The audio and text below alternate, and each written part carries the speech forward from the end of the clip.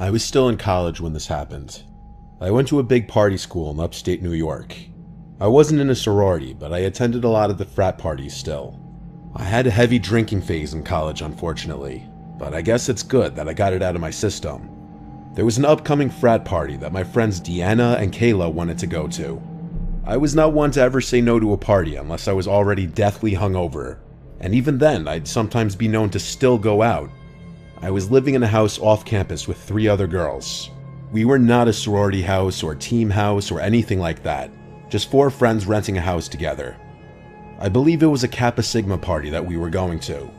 The house was about 20 minutes away from campus. We pre-gamed pretty heavily at our house, and then we called an Uber, which we all split.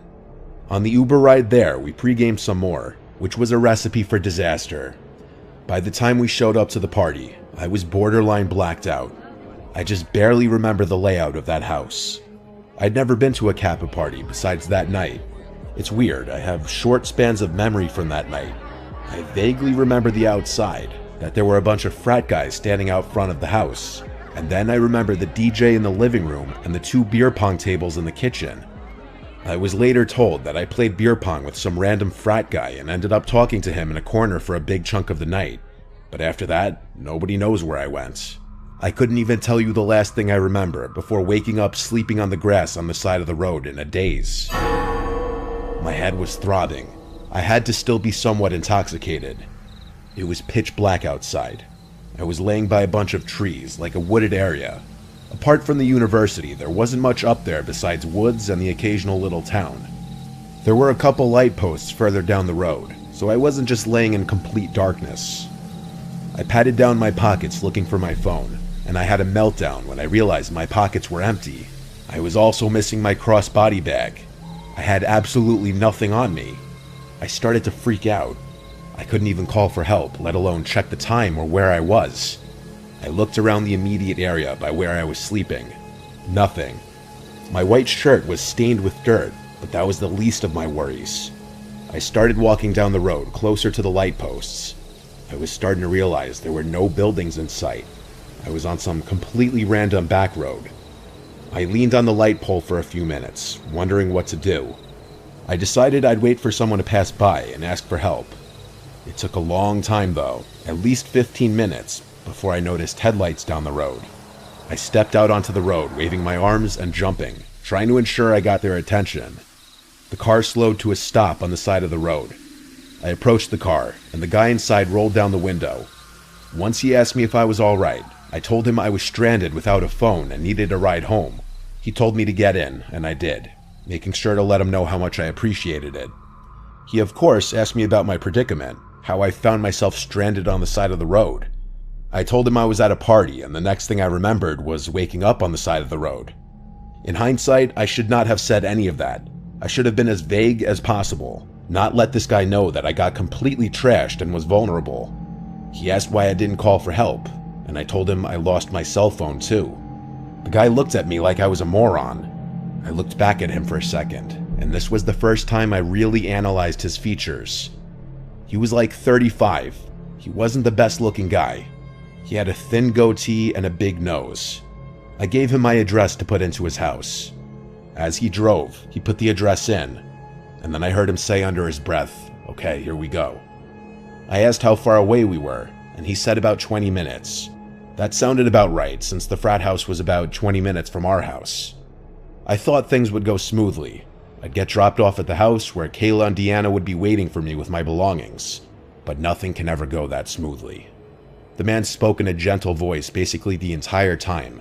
He was asking basic questions at first. His soft voice was almost in a weird way off-putting. Like, why was he talking in an almost whisper in the car? We drove on and on for what seemed like over 20 minutes on the same road. I started to get concerned, and so I asked him how much further we had. He didn't respond right away, so I said, "Sir," and he went, "Hmm?" And I repeated my question. He said in his soft voice, "Not far." This wasn't right. Our house is in town, yet we were still on the same back road with nothing but trees everywhere. I started noticing in my peripheral vision that he would look at me multiple times, like he'd move his whole head to stare at me for a few seconds and then look back at the road. I was starting to feel sick. I asked him if he put the right address in, and he said yes. Then he said, "What color underwear are you wearing?" as he put his hand on my knee and started rubbing my knee. I moved it away and told him in a desperate voice to please not hurt me. I just want to get home safe. He said, "Why would I hurt you?" After saying this, he pulled onto the grass on the side of the road and put the car in park, and he was about to lean over towards me and do something, like put his arms around me, but I didn't let him. I opened the door and ran into the woods. Luckily, I was wearing my Air Force Ones, so I didn't have a hard time running in the woods. I ran only just enough to be out of sight from the car when I could no longer see its headlights. I heard the man for the first time raising his voice, and he yelled into the woods, "Where you at? I just want to lick your pussy." I put my hands over my mouth, not only to muffle my breathing, but because of pure fear. I waited and waited until I heard a car door slam shut and the sound of a car speeding off. I waited a few more moments before walking back to the road, confirming he was gone. I felt truly helpless. I didn't want to run into that man again, but I also needed someone else to help me. I waited just at the edge of the woods for another car to come, and eventually one did. I saw the headlights approaching from afar, but I waited until I was sure that it was a different car before jumping out and waving my arms and yelling. The car came to a stop. It was another man, this guy a little older. I sat in the back seat this time. I was so shaken up that I hardly spoke, apart from answering whatever questions about my predicament he asked. Thankfully, this man dropped me off at the house. It was like 4 a.m. at this point. My friends were still awake, waiting for me. They had my phone and my bag. They were contemplating calling the police if I didn't come back by morning. No one had any clue who I left with or how I ended up on the side of the road. The boy who I was with claimed he wasn't the one to leave with me. In fact, there's no solid proof that I even left with anyone, but that leaves no explanation how I ended up sleeping on the side of the road. I cut back heavily on the drinking after this night, and I never want to be in a situation again where I have to hitchhike.